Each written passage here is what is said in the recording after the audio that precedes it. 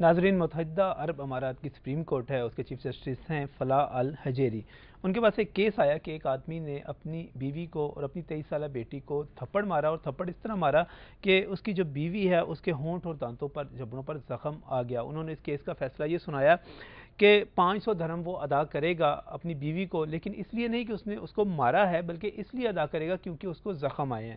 اس کے ساتھ ہی فیصلہ یہ آیا، ہمارے پاس جو مختلف ایجنسیز ہیں، اے پی پی آن لائن اور دیگر ایجنسیوں نے جو اس کو رپورٹ کیا ہے، وہ یہ ہے کہ شوہر جو ہے بیوی کو مار سکتا ہے، لیکن اس کو نشان نہیں پڑنا چاہیے۔ کیا اس کا سٹیٹس ہے؟ کیا یہ ڈیبیٹ ہے؟ کیا شوہر جو ہے پاکستانی شوہر، میں جانتا ہوں ہمارے دیہات میں چلے جائے خواتین پر بہت ظلم ہوتا ہے، مارا بھی جاتا ہے، لیکن بہرحال ایک ڈیبیٹ یہ ہے کہ کیا ہمارا مذہب یہ کہتا ہے کہ شوہر بیوی کو مار سکتا ہے لیکن اس کا نشان نہیں پڑنا چاہیے؟ اس پر بات کریں گے آج کے پروگرام میں۔ میرے ساتھ یہاں پر موجود ہیں جناب راغب نعیمی صاحب، محتمم ہیں جامعہ نعیمیہ کے مذہبی اسکالر، بہت بہت شکریہ یہاں پر تشریف لانے کے لیے۔ اور یہیں پر موجود ہیں جناب ڈاکٹر محمد حفیظ صاحب، سوشیالوجسٹ ہیں، اس کے ساتھ ساتھ ڈائریکٹر ہیں sociology institute of social and cultural sciences کے۔ بہت بہت شکریہ آپ کا بھی یہاں پر تشریف لانے کے لیے۔ اور ایک خاتون نہ ہوں تو یہ پروگرام کیسے ہوگا، اور خاتون بھی وکیل ہونی چاہیے، اس لیے ہم نے یہاں پر دعوت دی سیدہ فیروزہ رباب صاحبہ کو۔ بہت بہت شکریہ سیدہ فیروزہ رباب صاحبہ۔ اس سے پہلے کہ میں باقاعدہ راغب نعیمی صاحب کی طرف جاؤں اور حفیظ صاحب کی طرف جاؤں، فیصلہ آپ نے سن لیا؟ بالکل ٹھیک ہے فیصلہ؟ میرے خیال میں ٹھیک نہیں ہے، نہیں ہے، غلط ہے، بالکل مارنا ہی نہیں چاہیے کہ نشان نہیں پڑنا چاہیے؟ ٹوٹلی مارنا ہی نہیں چاہیے، اس لیے کہ جس طرح مرد انسان ہے اسی طرح عورتیں بھی انسان ہیں۔ انسانیت کو اگر مد نظر رکھا جائے تو ہمیں کم از کم اتنا ہی خیال کر لینا چاہیے کہ ہم آگے جا کے کیا منہ دکھائیں گے۔ ان شارٹ کہ ایک عورت کو اگر مارا جائے تو وہ بھی کوئی ماں ہے، کوئی بہن ہے، کوئی بیٹی ہے۔ اسی طرح اگر ہمارے کسی ماں بہن بیٹی کو مار پڑے تو ہمارے دل پہ کیا گزرے گی، ہمیں اس چیز کا اندازہ لگانا چاہیے۔ ہم ایک عورت کو نہیں مارتے یا ایک عورت پہ ہاتھ نہیں اٹھاتے یا ایک عورت پہ تشدد نہیں کرتے، ہم ایک ماں کو مارتے ہیں، اس ماں کو مارتے ہیں جس کے قدموں تلے جنت ہے۔ تو پھر ہم اس جنت کے کس طرح طلبگار ہوں گے؟ یہ میری ایک چھوٹی سی اسیسمنٹ ہے، چھوٹی سی رائے کہ ٹھیک ہے بینگ لیڈی ٹھیک ہے، لیکن ہمیں ماں کو نہیں مارنا چاہیے، اور ہر عورت ماں ہے۔ آپ نے تو بڑی جذباتی سی صورتحال پیدا کر دی، میں تو کہہ رہا تھا کوئی قانونی سی صورتحال آپ واضح کریں گی، آپ نے تو بالکل بیڑا غرق کر دیا سارے کے سارے تھیم کا پہلے ہی۔ لیکن آپ نے جو آپ کا موقف ہے بہرحال وزن تو رکھتا ہے، لیکن مذہب کیا کہتا ہے؟ ہمارا مذہب، کیونکہ جو سپریم کورٹ ہے یو اے کی، اس کا جو فیصلہ آیا بہرحال وہ قرآن حدیث اور ان چیزوں کو روشنی میں آیا ہے۔ ڈاکٹر صاحب کیا کہتے ہیں آپ اس فیصلے پہ؟ بسم اللہ الرحمن الرحیم۔ جی،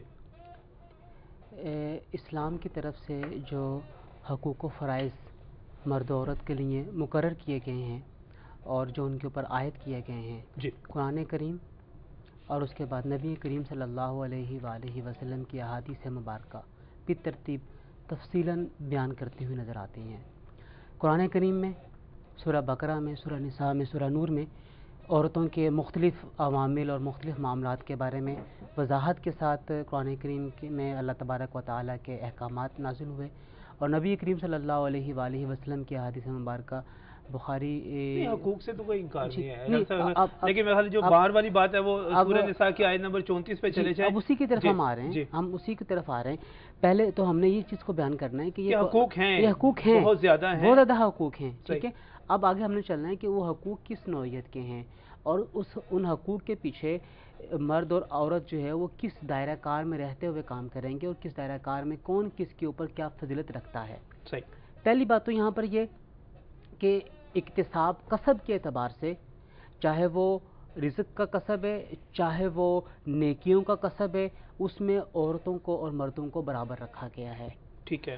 ان میں سے جو زیادہ تقوی اختیار کر جائے گا اس کا مقام آٹومیٹکلی دوسرے سے بڑھ جاتا ہے، چاہے وہ ایک دوسرے سے بالکل الگ ہو، چاہے وہ ایک دوسرے کے قریب ہوں، مثلا ماں اور بیٹے کی صورت میں ہو یا بیوی اور شوہر کی صورت میں ہو۔ لیکن آج اس فیصلے کے اوپر فیروزہ کی بات سے آپ بالکل شروع میں ڈیفینسو نہ ہو جائیں، جو بات نہیں ڈیفینسو ہونے کی بات یہاں پہ نہیں ہے۔ دیکھیے جب ہمارے سامنے قرآن کریم کی ورڈنگ آ جائے گی نا، اس کے بعد ہماری اپنی رائے جو ہے وہ بالکل بے معنی ہو جائے گی۔ قرآن کریم کی جو سورۃ النساء کی آیت نمبر 34 سے 34 آیت نمبر ہے، اب میں اس کو پڑھ رہا ہوں آپ کے سامنے۔ بسم اللہ الرحمن الرحیم۔ الرجال قوامون علی النساء، ترجمہ اس کا یہ ہے کہ آدمی قوام ہیں عورتوں پر، قوام کا معنی بے شمار بیان کیے گئے ہیں. پروٹیکٹر بھی کہہ لیتے ہیں, مینٹینر بھی کہہ لیتے ہیں, جو بھی آپ اس کو لے لیجیے, محافظ بھی کہہ لیں. اب آگے وجوہات, قوام کی وجوہات کیا ہیں؟ بما فضل اللہ بعضهم علی بعض, کہ اللہ تعالیٰ نے بعض میں سے بعض کو فضیلت عطا کی ہے. پہلی بات یہ. دوسری ریزن یہاں پہ یہ وبما انفقوا من اموالہم, کہ یہ اپنے مال میں سے ان پہ خرچ کرتا ہے. دو ریزنز آ گئیں. آگے فالصالحات, صالح عورتیں, قانتات عورتیں, حافظات للغیب بما حفظ اللہ, اور وہ خواتین جو کہ اللہ تبارک و تعالیٰ کی طرف سے حفاظت کرنے والی چیزوں کے اوپر اپنے شوہروں کی عدم موجودگی میں محافظات ہیں. اب یہاں پہ ایک بات مکمل ہوئی. اب آگے ایک نئی بات یہاں پہ شروع ہو رہی ہے. واللاتی تخافون نشوزہن فعظوہن واہجروہن فی المضاجع واضربوہن. اب یہ تین باتیں پہ ترتیب بیان کی گئی ہیں کہ آدمی اگر یہ محسوس کرے کہ یہ عورتوں کے جو پیچھے فرائض بیان کیے گئے ہیں کہ اس کے غیب میں اس کے پیچھے وہ ان کی چیزوں کی, ان کے مال وغیرہ کی حفاظت کرنے والی ہیں یا وہ قانتات نہیں رہی ہیں اور ان کی طرف سے نافرمانی کا اندیشہ ہے, تو کیا کرے؟ فائزوہن, وہ ان کو نصیحت کرے, ٹھیک, ان کو ایڈوائز کرے, ان کو بتائے تم نے اس طریقے سے اللہ تبارک و تعالیٰ کے بتائے ہوئے, اس کے رسول کے بتائے ہوئے طریقے کے مطابق زندگی گزارنی ہے. ٹھیک ہے, کر لے, آج فابہا نہیں ہوتا. اگلی بات ہے وہجروہن فی المضاجع, کہ ان کے بستروں سے وہ الگ ہو جائے, اپنے آپ کو ان سے سیپریٹ کر لے.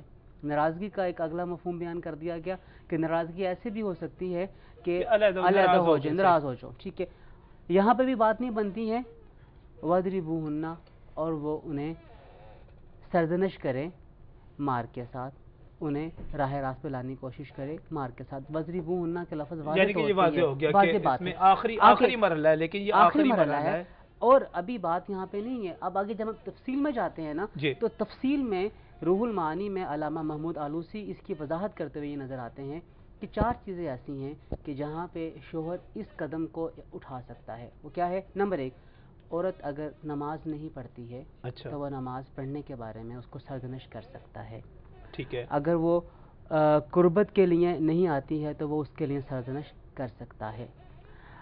اس کے بعد یہاں پہ یہ بیان کیا گیا کہ اگر وہ اس کے عدم موجودگی میں اس کی چیزوں کی حفاظت یا جن چیزوں کی حفاظت کرنا اس کے اوپر ضروری ہے وہ نہیں کر پاتی ہے تو وہ اس کے لیے سرزنش کر سکتا ہے. اس طریقے سے یہ بیان کیا گیا ہے.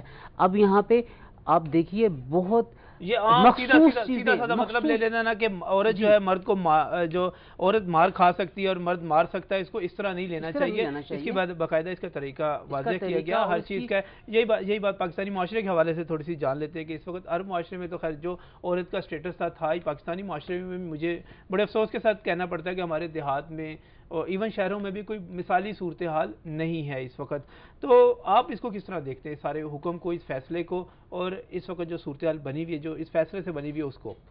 ظاہر ہے دبئی میں اگر یہ فیصلہ ہوا ہے اور جج صاحب نے کیا ہے تو وہاں کے قانون کے مطابق ہوگا, تو اس لیے اس پہ تو اتنا ہی تبصرہ ہو سکتا ہے کہ جی وہ قانون کے مطابق دبئی میں فیصلہ ہوا ہے, وہاں کے لوکل قوانین کے مطابق. لیکن اگر ہم نے اپنے کلچر, اپنی سوسائٹی, اپنے معاشرے کے مطابق اس کو ایکسپلین کرنا ہو, اس پہ تبصرہ کرنا ہو کہ لیٹ سے مرد کیوں مارتے ہیں عورتوں کو, ویسے تو عورتیں بھی بعض اوقات یہ کر جاتی ہیں لیکن وہ چلیے اس وقت ہم یہی بات کرتے ہیں کہ مرد عورتوں کو کیوں مارتے ہیں.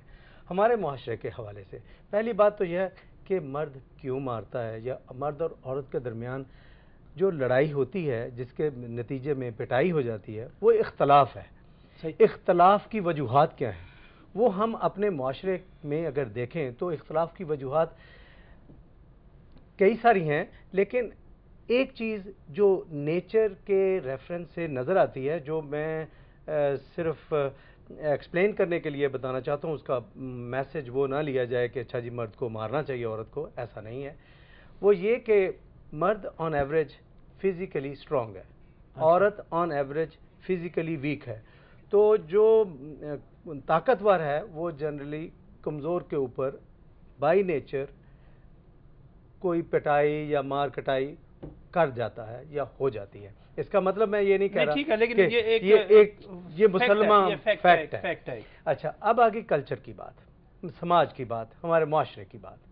دیکھیے مرد پبلک لائف میں زیادہ وقت گزارتا ہے, پبلک لائف میں ریلیٹیولی کم آنیسٹ انوائرنمنٹ ہیں یا پریگمیٹک انوائرنمنٹ ہیں.